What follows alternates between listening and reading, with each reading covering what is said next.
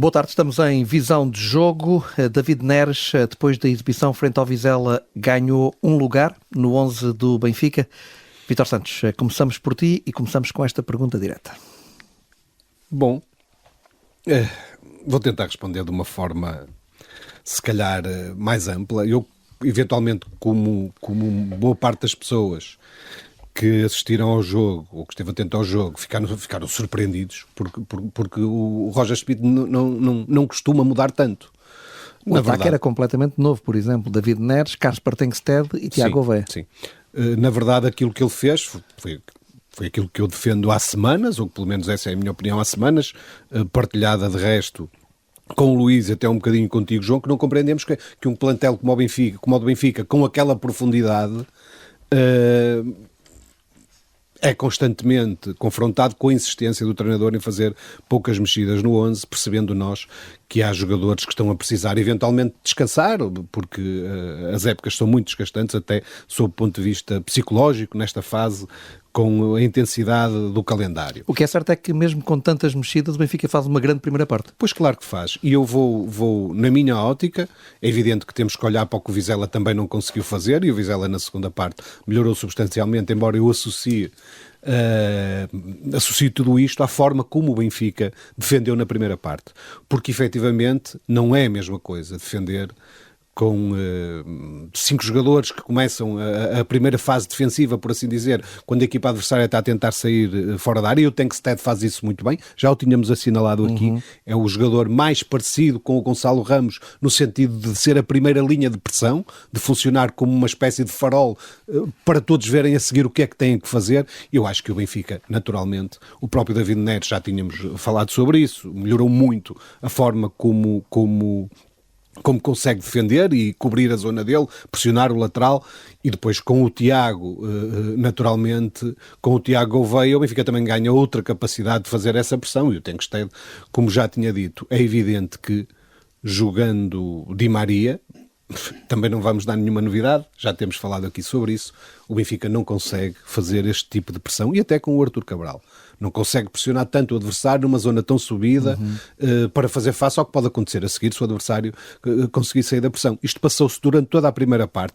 Mesmo naquela fase inicial em que o Benfica não jogou assim tão bem, ou pelo menos de uma forma tão exuberante, o Benfica conseguiu tapar todos os caminhos de saída ao Vizela, defendendo muito bem. Eu acho que essa foi a grande mudança no Benfica.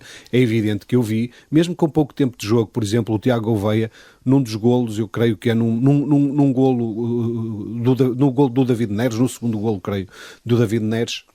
Sim, não tenho dúvidas agora, estou a visualizar, é no segundo golo do David Neres, faz uma abertura espetacular para o Rafa. Para mim foi dos melhores lances que eu vi no jogo, pela dificuldade, pela capacidade de leitura do que vai fazer a seguir antes da bola lhe chegar ao pé. Ou seja, eu acho que aquele miúdo precisa de mais minutos e finalmente, se calhar era o tempo certo, e o Roger Schmidt é que tem razão, deu algum tempo jogar no 11 inicial do Benfica numa partida do campeonato, que o Benfica naturalmente tinha que vencer, mesmo sendo em casa e sendo contra o último classificado. Acho que é um sinal naquilo que pode estar para vir, ou seja, Roger Schmidt terá percebido que o plantel tem outra profundidade e não é a profundidade que ele deixa transparecer. Por outro lado, por ser justo, deixa-me dizer-te que um jogador que eu tenho criticado abundantemente, que é o João Mário, quando joga nas alas, viu fazer provavelmente o melhor jogo esta época pelo Benfica, jogando na posição no corredor 8, central. No corredor central. Numa dupla inédita com João Neves. Eu creio que já os tinha visto jogar durante o jogo, João. De início não. Mas durante o jogo, em jogos que Roger Schmidt mexe, já tinha aquela dupla já tinha funcionado. JJ no meio campo do Benfica. João Neves, João Mário. João Neves e João Mário. E aproveitamos, deixa-me só abrir um parênteses para dar aqui um abraço, para enviar aqui, aproveitando os microfones da TSF, um abraço ao João Neves e ao António Silva, que perderam entes queridos familiares. O João Neves na madrugada desta segunda-feira, o António Silva antes. Portanto, são dois miúdos, é preciso muita força, são sujeitos a muita pressão, são profissionais de futebol do Benfica. Portanto, deixa-me mandar daqui o meu abraço, mas essencialmente em relação às notas sobre este jogo, é aquilo que eu vejo. E se nós olharmos para o que foi a segunda parte, que necessariamente, até em função do Benfica estar a ganhar 5-0 ao intervalo, nunca seria igual, isso também pesa até na cabeça dos jogadores, e o Benfica tem um jogo europeu, mas de facto aquilo que eu vi foi que a única troca que houve foi do Rafa pelo Di Maria. Sim, ao intervalo. O Neres passou para o meio, o Di Maria passou para a ponta e o Benfica já foi completamente diferente. Isto não é, naturalmente, é impossível alguém com um pouco de bom senso retirar o valor ao Di Maria, até porque ele há de ficar na história do futebol, mas de facto jogar com 11 jogadores que defendam possibilita aquele tipo de jogo que o Benfica conseguiu na primeira parte com o Vizela. Ou seja, não obstante os 5 golos, eu dava mais ênfase ao trabalho defensivo daqueles jogadores mais adiantados do Benfica.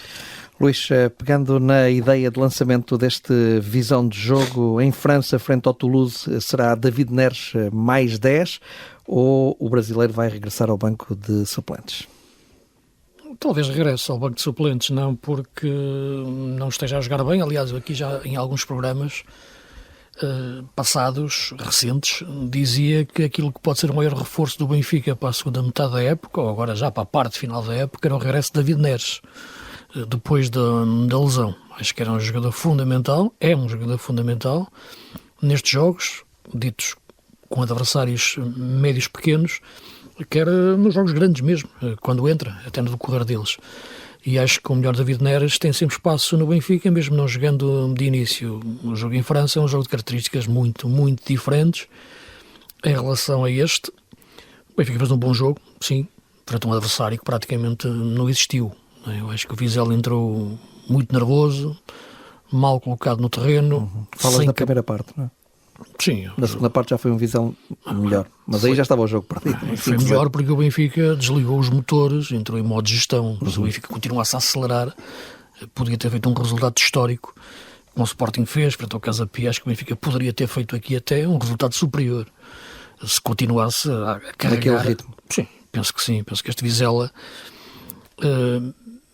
os jogadores estão lá, a ideia de jogo acredito que possa existir, mas o próprio treinador dizia no fim que quando tinha que bater longo os jogadores saíram curto, quando tinham que jogar curto saíram longo. Eu acho que os jogadores nos primeiros 20 minutos, e foi no tempo aliás que não sofreram golos, não conseguiam interpretar a saída de bola, nem aquilo que podia ser um momento em que conseguissem ter bola. A equipa está insegura, está nervosa. Deixa-me dizer que, na minha opinião, o Vizela é o mais sério candidato à descida de divisão nesta altura, por aquilo que não joga. Sim, é um facto. Aliás, basta olhar para a classificação e para a sequência de exibições, independentemente na última jornada, atenção, ter ganho um jogo em Barcelos. O Gil Vicente. Mas eu não estou a falar do resultado, estou a falar daquilo que eu acho que a equipa não joga. Da produção de jogo. Mas o jogo em Barcelos até foi um jogo bem conseguido em muitos momentos. Agora ontem não, a equipa estava nervosa e, portanto, entrou muito mal no jogo. Não sofreu golos porque, por acaso, e quando começou a sofrer, sofreu 4 em 25 minutos. Portanto, e acabou o jogo aí. Na segunda parte apareceu melhor porque o Benfica desligou os motores e, portanto, foi o que aconteceu. Eu acho que o jogo de Toulouse será diferente do ponto de vista daquilo que é a presença do Di Maria, o que pode levar a um equilíbrio diferente em relação ao posicionamento do Arsenal ou do João Mário colocados na frente, digo na frente numa das alas, como falso ala, Rafa, ponta de lança, Di Maria, e depois o meio campo com João Neves e Cockchu. Portanto, a saída do David Neres, lá está. Sim, penso que sim. Nessa tua equipa não cabe David Neres. Não colocas a possibilidade de, por exemplo, jogar David Neres numa ala e Di Maria na outra, ou, por exemplo, jogar David Neres e não jogar João Mário. Peço desculpa, jogar David Neres e não jogar Di Maria e manter João Mário, por exemplo. Manter aquilo que tu dizes, não um extremo, mas um médio a fazer de extremo, que é mais o João Mário, e do outro lado um extremo mais puro como o David Neres.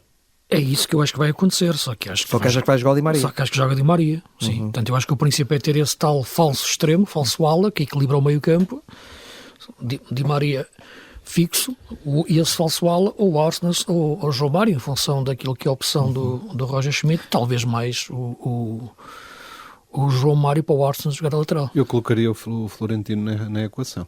Sim, a questão do Florentino, sim, isso aí já sim, é verdade. Eu disse Cockchu, João Neves, mas poderia ser Florentino, aí já seria já seria outra questão mais tática. E pode acontecer, a pergunta do João era mais relacionada com o David Neres, mas aí sim, concordo contigo, pode entrar o Florentino. Tocas aí noutro ponto importante, que é a lateral direita. percebi que apostas para o jogo em França, outra vez em Aursnes como lateral direito, com a saída novamente do Alexander Bach. Sim, inclino-me mais para essa opção do Roger Schmidt. Sim, até porque Roger Schmidt podia perfeitamente ter retirado neste jogo, poupado, se tivesse ideia de utilizá-lo, mas enfim. O Roger Schmidt continua a fazer algumas alterações muito tarde no jogo, aos 89 minutos. Ele coloca, por exemplo, o Álvaro Carreras e o Rolaiser aos 89 minutos. Muitas vezes os treinadores, quando fazem estas substituições tão tarde no jogo, às vezes é para queimar tempo. Aqui não se colocava essa questão, que o Benfica estava a ganhar por 5-1 ou 6-1 já na altura, penso que por 6-1 já. O Benfica marca aos 88 minutos e aos 89 faz as alterações, o sexto golo é aos 88 minutos.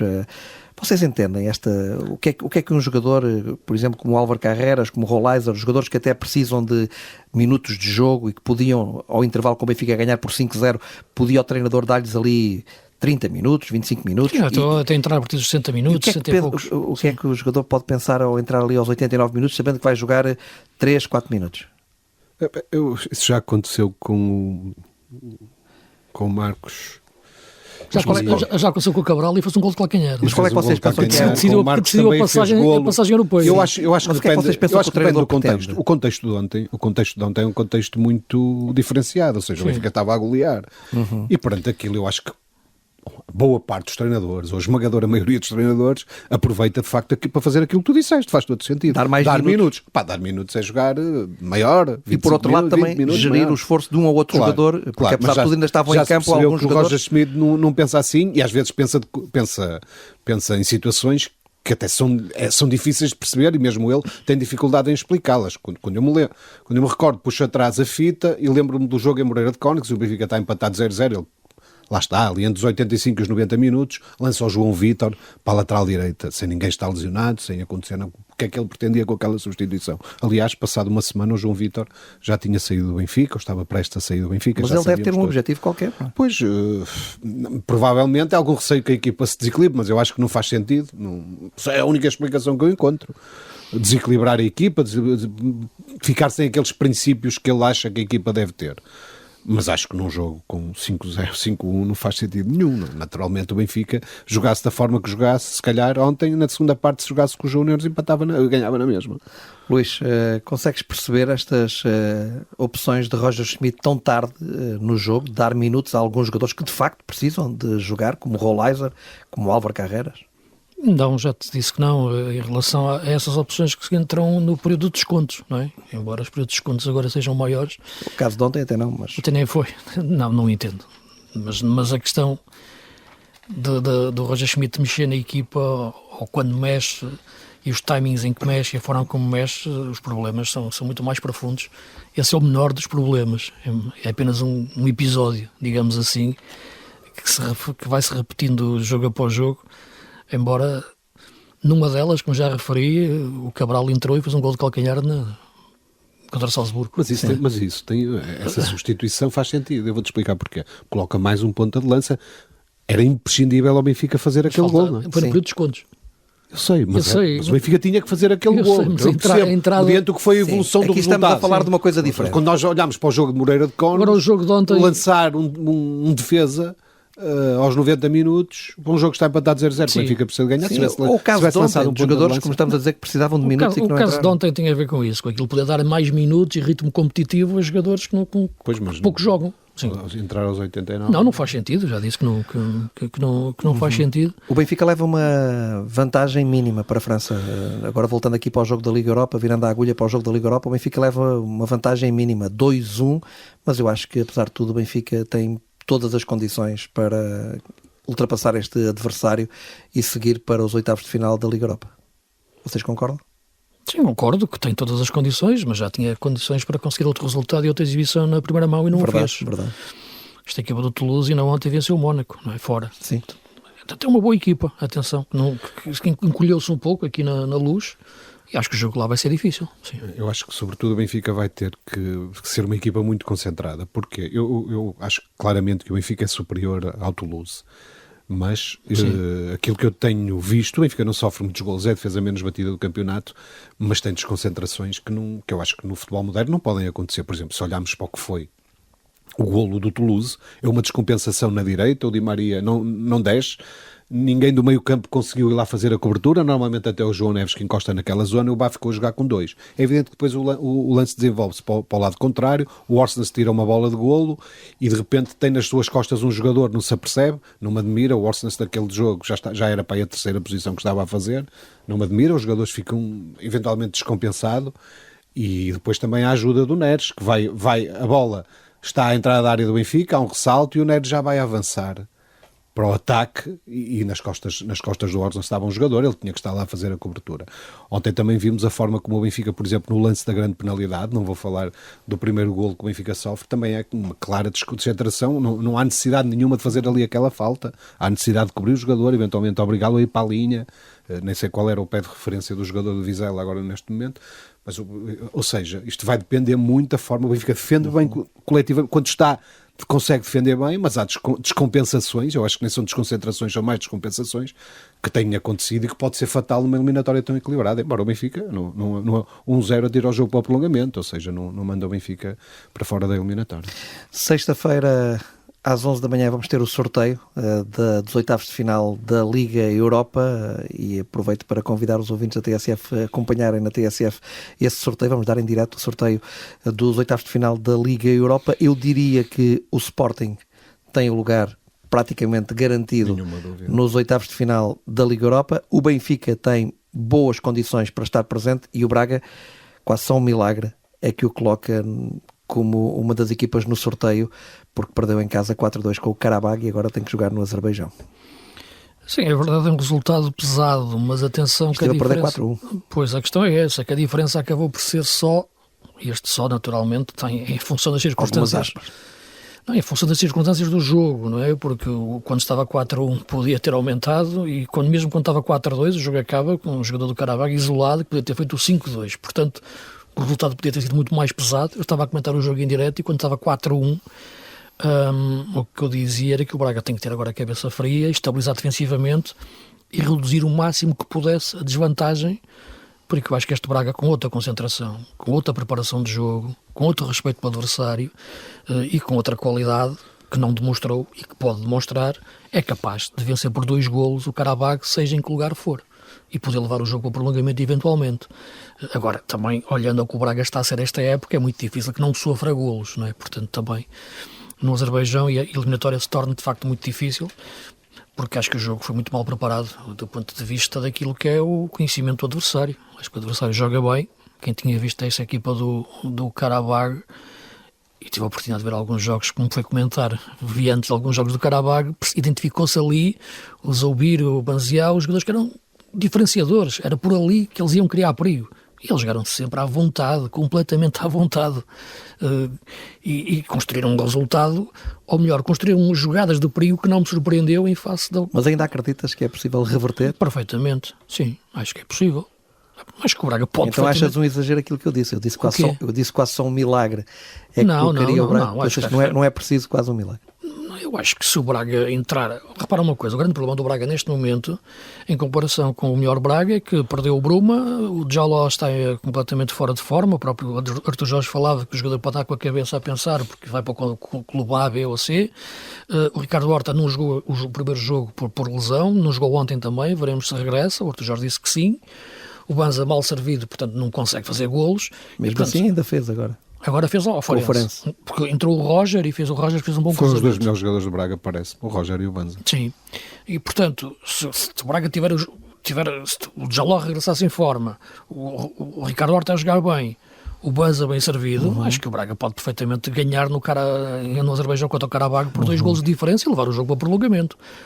Portanto, agora não pode abordar a eliminatória como abordou cá, que foi muito mal preparada a todos os níveis. Vítor, o Chernobyl pode ser uma mais-valia para aquele meio-campo do Braga? Pois é, eu acho que o Chernobyl no futuro vai ser uma mais-valia para qualquer meio-campo. É um jogador que eu aprecio, vi-o jogar algumas vezes, aprecio. Mas acho que ainda é cedo para o Chernobyl ser uma mais-valia no meio-campo do Braga. Acho que ainda é cedo. Ontem, pelo menos, já marcou um golo. Mas sim, isso é um jogador permitiu útil. Ganhar aquele jogo. É um jogador útil em qualquer plantel. Se nós olharmos, vimos a quantidade de vezes que ele, na época passada, esteve no banco do Benfica. Ok, se calhar com o treinador tinha jogado mais. eventualmente, até porque o Benfica só tem o Florentino, não é? Sim, com aquelas características. Com aquelas características. E o Chernobyl é um jogador que impõe mais também, sabe-se posicionar bem e impõe o físico. É um jogador muito interessante, não é por acaso que o PSG o veio resgatar ao Sim, Benfica. Era um dos jogadores importantes da equipa do Benfica, que ganhou a Youth League. O Benfica queria renovar com o jogador e tentou seduzi-lo, chamando à equipa principal, não conseguiu. Ou seja, não acho que o Chernobyl quer resolução para todos os problemas, mas eu acho, até mediante o que vi ontem e o que tenho visto, que o meio-campo do Sporting Braga, já que tinha referenciado, até a propósito do Al-Musrati, falta-lhe ali algum músculo, ou seja, o Moutinho joga muito bem, mas é preciso segurar também quem nos aparece pela frente, não é? E eu acho que o Braga não está a ser competente nessa fase, tem problemas defensivamente, sim, mas por vezes a defesa também é apanhada muito desguarnecida, parece-me, é a minha opinião. Mas concordo com o Luís.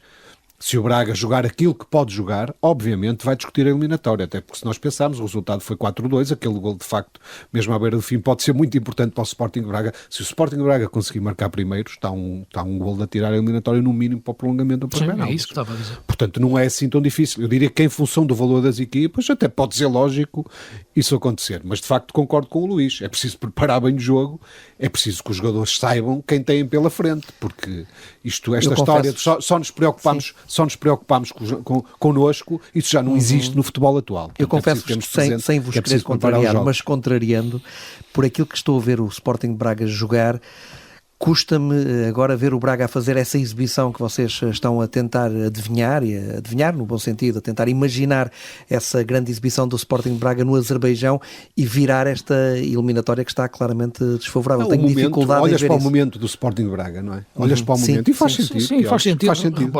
Eu respondi-te com aquilo que eu acho ser a possibilidade, não te disse aquilo que eu acho ser a probabilidade. Certo. Não é? Portanto, contrariando um pouco a tua palavra milagre, eu acho que a possibilidade existe com o Braga a jogar da forma que sabe jogar. Agora, a probabilidade disso acontecer, concordo, é reduzida neste momento. João, e até saber trabalhar um bocadinho a parte mental dos jogadores. Parece-me que é importante nesta altura. Porque o Sporting de Braga está a precisar de uma exibição redentora. Já viu-se ontem a equipa muito nervosa. Para recuperar a confiança. Como é óbvio, não é a exibição de ontem. Não é a exibição de ontem. Aliás, o Sporting Braga, em termos ofensivos, eu já vi muitos jogos do Farense esta época, diria que vi quase todos, porque gosto de ver o Farense a jogar. Em termos ofensivos, o Farense fez dos piores jogos desta época. Sim. É evidente que também podia ter feito muito mais. Podia ter feito muito mais, mas eu percebi a estratégia do José Mota. Aliás, eu creio que ele diz qualquer coisa dentro disso no fim. Estava ali a aproveitar um bocadinho o nervosismo do Braga, ou seja, não tinha que ir morder de qualquer forma. Mas só mexeu quando estava a perder e depois... Só mexeu, exatamente. E viu-se logo a diferença. Vamos ver, é evidente que eu não atiro nenhuma responsabilidade. O Braga, pelo que fez, mereceu ganhar o jogo. Não há dúvida nenhuma. Mas, de facto, o José Mota tem razão quando se queixa daquele lançamento. De facto, é uma coisa... E os árbitros têm que estar atentos, têm que ver aquilo. Deixem-me só individualizar aqui um jogador do Farense que eu gosto sobremaneira, que é o jogador que faz o gol do empate, Sim, na altura, foi lançado, que é o Bellamy. Foi lançado só quando... Ele foi suplente ontem. Foi lançado quando se viu a perder. Tenho dito várias vezes que é dos jogadores que eu acho mais talentosos do campeonato, do ponto de vista da técnica. Faz um gol muito bonito. Faz um gol muito bonito e é um jogador que tem pedigree. O pai dele foi um dos grandes jogadores da Argélia, número 10, o Bellamy, que jogava naquela seleção de 82, junto com o Madjer. Embora é um jogador que eu gosto muito no Forense, sempre gostei dele. É o Rafael Barbosa. Eu acho que ele sempre que entra bem em todos os jogos. É ele que cruza para o gol faz do Bellamy. Fez o passe e tem feito sempre bons jogos. Ele nunca foi titular esta época. Se calhar pode ser daqueles jogos, se calhar o Zé Mota também pensa isso, nunca foi titular no campeonato. Que é daqueles jogadores que joga melhor quando entra no decorrer, porque ele é rápido, mas eu acho que ele é rápido a pensar, a executar e cruza bem. Ele é um jogador que tem a formação do Sporting, já passou por vários clubes, no Tondela também entrava bem. Acho que é um belíssimo jogador que devia ser melhor aproveitado e ontem quando entrou fez a diferença. O cruzamento é muito bom, não é? para o gol do Bellamy, tem boas jogadas. Eu acho que este Forense podia ontem ter pegado no jogo mais cedo. Quando digo pegado, o Braga estava nervoso e o Forense... Tentar dividir. Mas eu estava a ver o jogo, aquilo parecia, de repente, quer dizer, aquilo podia cair para qualquer lado. Não, mas repara, é que quando o jogo estava empatado, o Farense... Para mim é um grande gol do Banza, que fez um grande belíssimo, jogo. Belíssimo cabeceamento, e o miúdo, certo.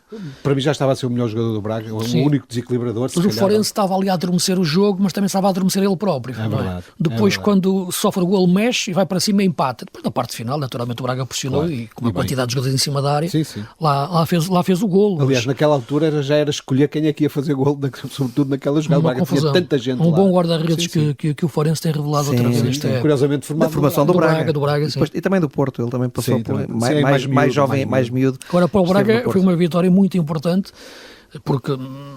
pelas notícias, e justa, foi uma vitória merecida. Sim, mas pelas notícias que li, acho profundamente exageradas as críticas que são feitas ao Artur Jorge e colocar, se foi assim, pelo menos foi o que li e não foi desmentido, que a continuidade dele estava dependente deste resultado. Em primeiro lugar, acho que é sempre um absurdo colocar a dependência de um treinador continuar a não continuar num resultado. Não é? Bastava a bola não ter entrado do Chernobyl e estava em questão o lugar do Artur Jorge. Portanto, eu acho que é preciso ver um trabalho em profundidade, aquilo que aconteceu ao longo de um ano, 2 anos. E, essencialmente, ter convicções. E analisar, e ter convicções. Quando se faz uma aposta, não é depender que a bola bata no posto ou não entra. O Braga não está a jogar bem, é verdade que não. Mas vamos aqui perceber. Fazer depender de um jogo, os treinadores, vamos esquecer aqui a parte do Sporting Braga, vamos olhar para o big picture. Os treinadores, quando estão despedidos, é sempre a seguir um jogo. É sempre a seguir algum jogo. Não, sim, é sempre a seguir. E se tu perdes 1, 2, 3... A questão aqui é que o Braga tinha perdido... A questão é que tinha perdido 5-0 em Alvalade, depois 4 em casa com o Qarabag. E se agora não surge pelo menos uma vitória que acabou por surgir se o Chernobyl não acerta naquela bola aos 89 minutos, se a bola vai à barra, sim. Podia ter ido. Mas tem a ver com este contexto que eu te estou a falar, Luís. Não é só este jogo, são os jogos que vêm, são os jogos atrás. São os resultados e a produção do Sporting Braga. Tu mesmo sublinhaste isso.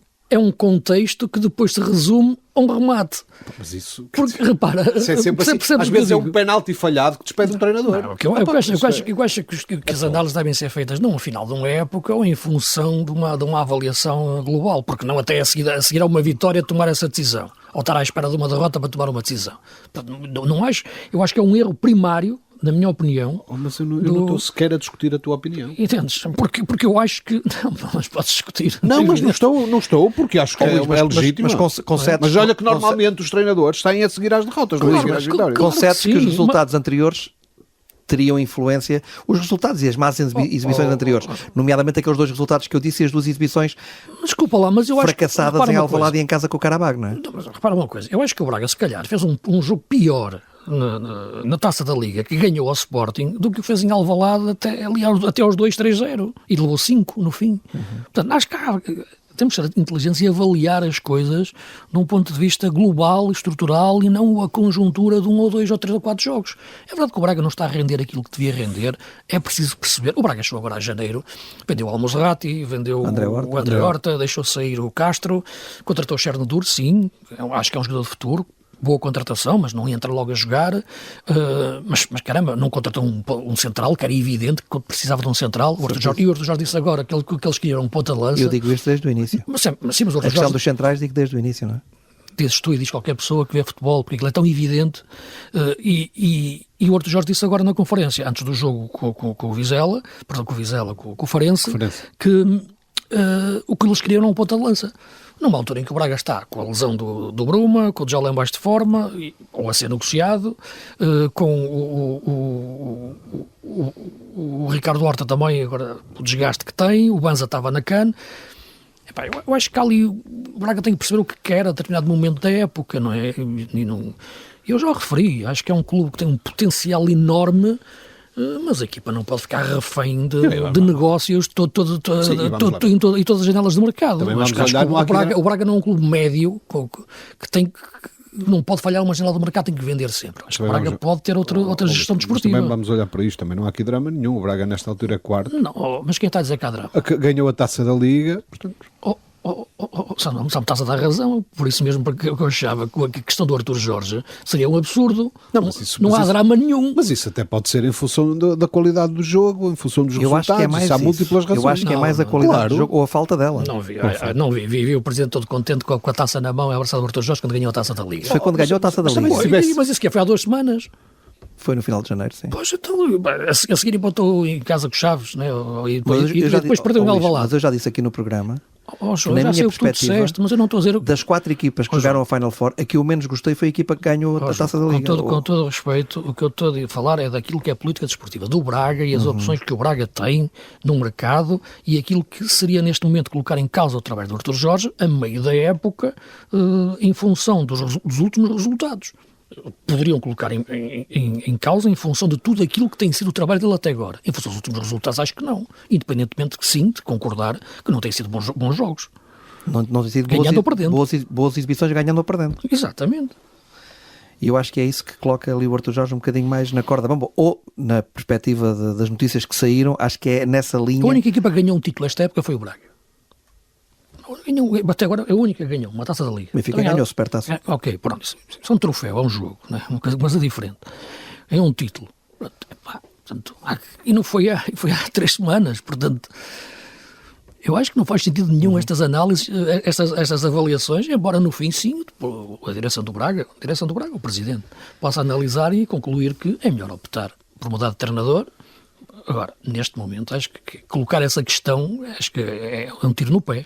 Meus caros, vamos virar a página e olhar aqui para o Futebol Clube do Porto, que regressou às vitórias nesta jornada 2-0 ao Estrela da Amadora. Não foi uma exibição brilhante do Futebol Clube do Porto, longe disso, mas foi uma exibição segura e uma vitória incontestável da equipa de Sérgio Conceição. Sim, eu diria que foi um jogo em que o Futebol Clube do Porto precisou de trabalhar muito, porque o Estrela, vamos lá ver se...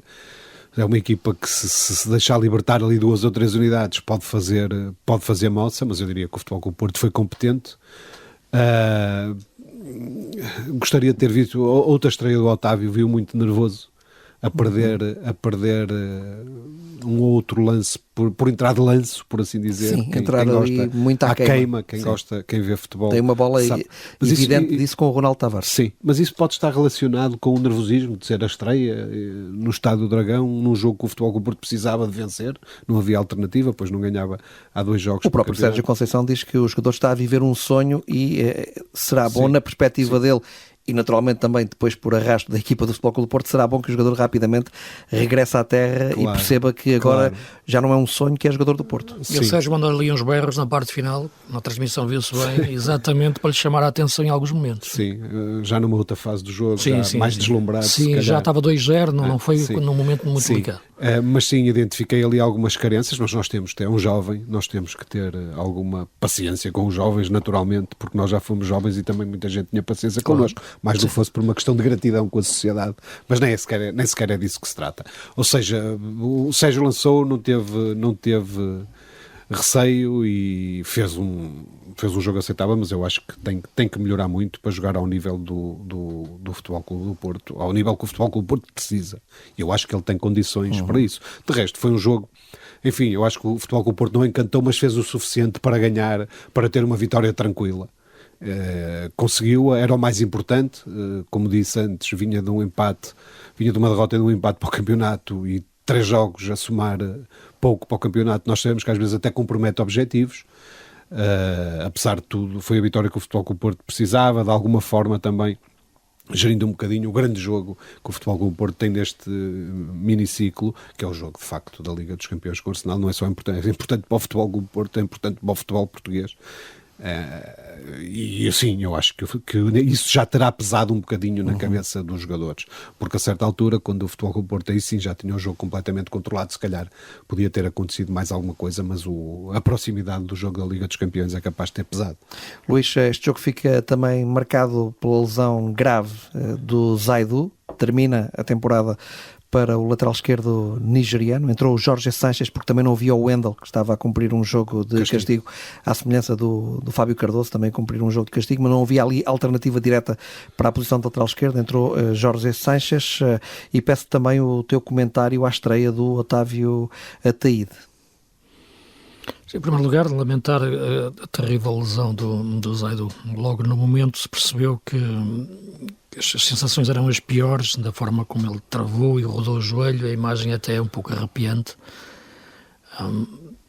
Como estava a comentar o jogo em direto e vi logo a imagem, percebeu-se que ali tinha sido uma coisa grave, era perceber a extensão não ser tão grande como se imaginava, ainda foi maior do que se pensava e, portanto, força para ele, porque vai ser duro, mas acredito que vai regressar naturalmente. Deixa-me sublinhar Força. o abraço também ao Zaidu, que é um jogador que eu aprecio. Já escrevi até uma outra vez textos mais longos sobre o Zaidu e conhecendo alguma coisa do Zaidu e da forma de ser do Zaidu, acho que ninguém merece este tipo de lesão, nenhum profissional merece, o Zaidu menos ainda. Sim, estou de acordo contigo. E portanto, a questão do Otávio, sim, aliás, eu durante o jogo também o referi, eu vi um pouco intranquilo, não lhe começou bem o jogo, de facto, lá está a jogada que vai dar a lesão do Zaidu, começa com o Ronaldo Tavares a dançar e a sentar o Otávio, e depois a meter a bola no André Luís, fez uma exibição um pouco inquieta, sim, diria, intranquila. Pode ser circunstancial, naturalmente. Eu acho que tem a ver também com a estreia no Estádio do Dragão, o jogo Porto. Pode ser isso tudo, pode ser isso tudo, agora veremos. Há sempre aquele túnel de passar de uma equipa média para uma equipa grande, o peso da camisola. Agora só os jogos seguintes é que podem falar verdades absolutas. Eu também achava que o David Carmo ia pegar destaca no Porto, sinceramente. Achávamos todos, parece.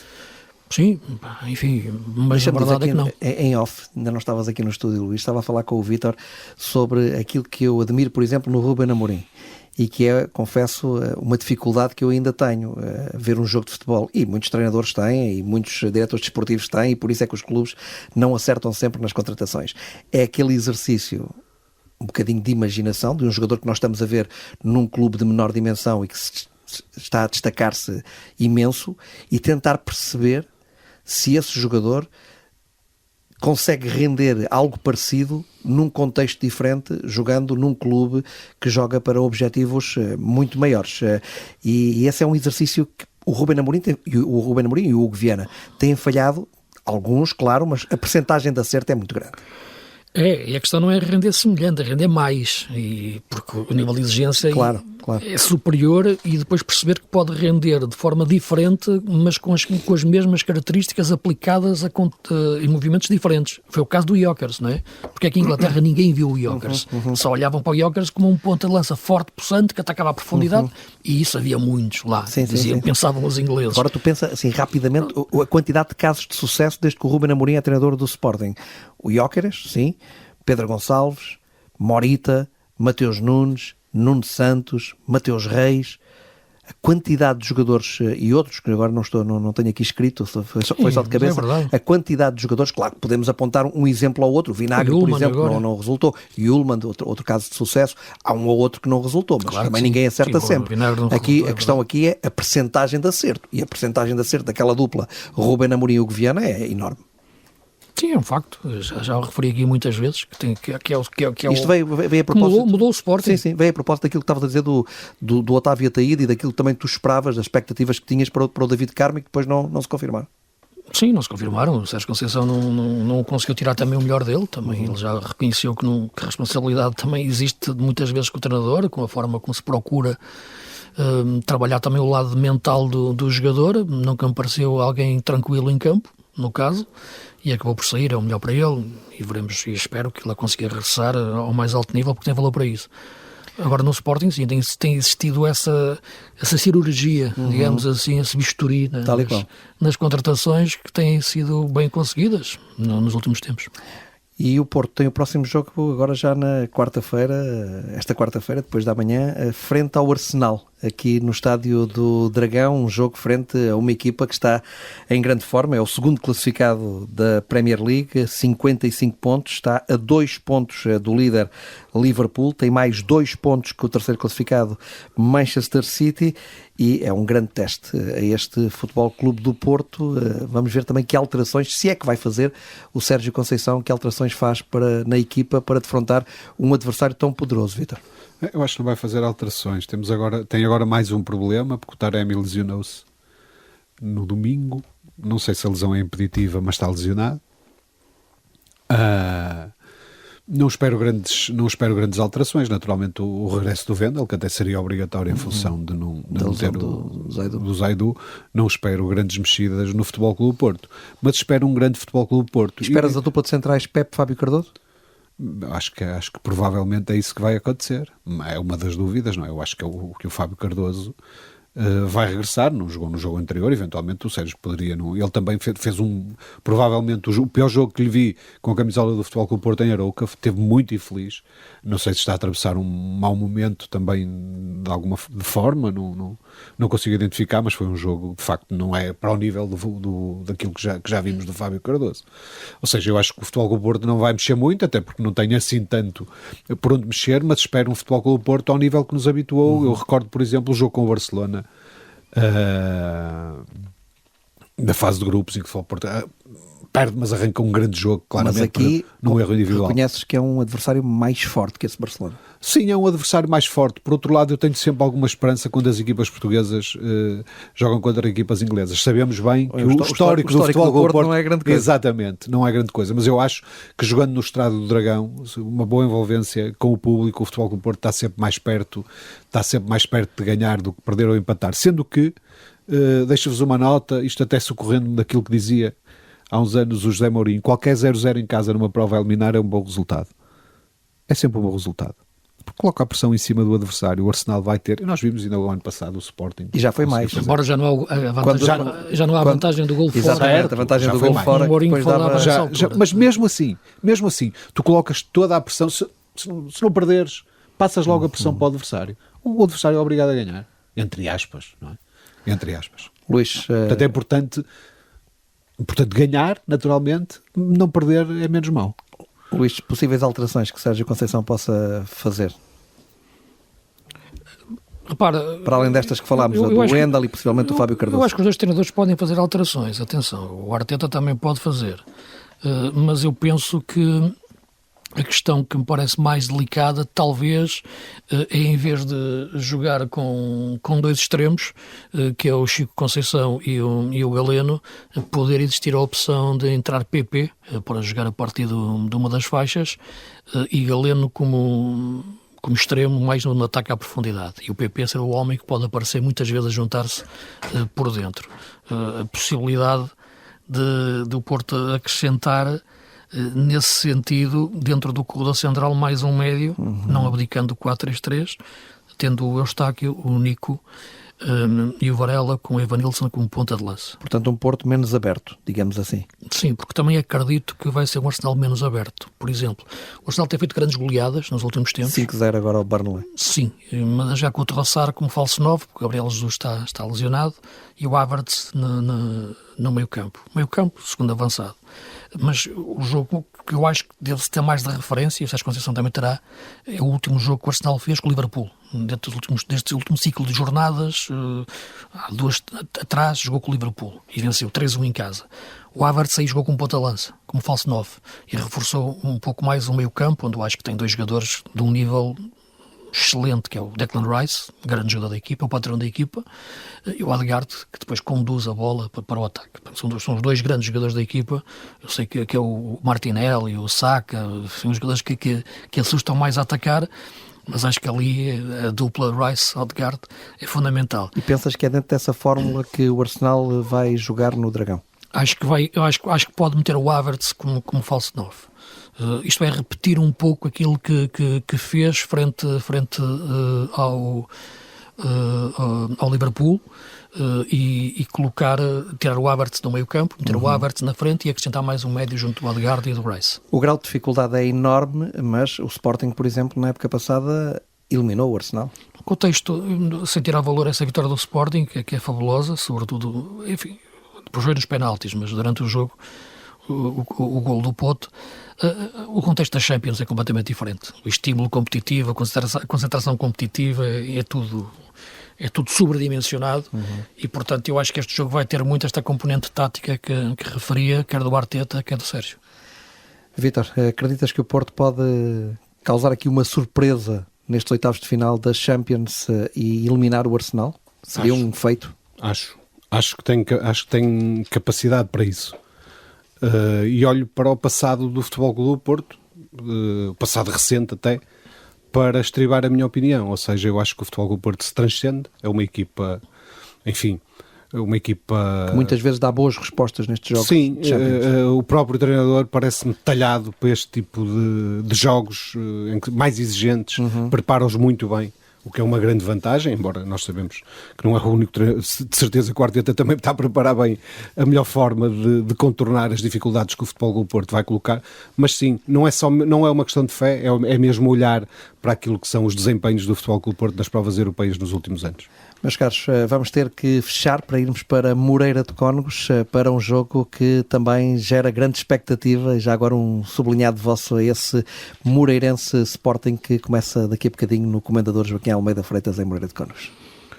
Um grande jogo, não relevado um pouco mais, não digo mais curto, não é? Pelo menos em largura, não é?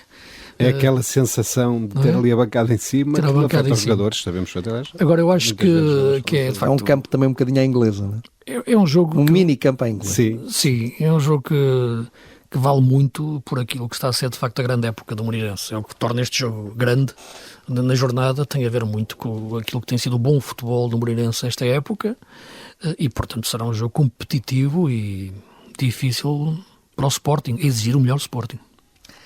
Vítor, é o jogo grande da jornada. É o jogo grande da jornada. Encerra a jornada e tem a particularidade, e é o jogo grande. Tem a particularidade de colocar em confronto, para mim, a melhor equipa nesta altura em Portugal e uma das melhores da Europa, não tenho dúvidas nenhumas em assinalar isso, falando logicamente do Sporting e o Moreirense, não sendo propriamente uma novidade na nossa liga, este ano está bastante mais forte, ou seja, eu se tiver que destacar uma equipa que não seja dos grandes, destacaria o Moreirense, e está a fazer uma época muito regular naquilo que é o principal objetivo, que é somar pontos. Perante isto, nós vimos as dificuldades que o Benfica teve, vimos as dificuldades que o Porto teve, enfim, numa fase inicial da época, as dificuldades que o Braga teve. Eu penso que o Sporting vai enfrentar as mesmas dificuldades, e estou curioso de ver, porque o campo, como creio que era o Luís que dizia isso, parece mais pequeno. Na verdade, se calhar não é assim tanto, mas isto tem influência... Na largura, é um bocadinho mais curto. Tem influência no tipo de jogo que se faz, o ter ali a bancada tão perto, mesmo pós-alas, é mais complicado.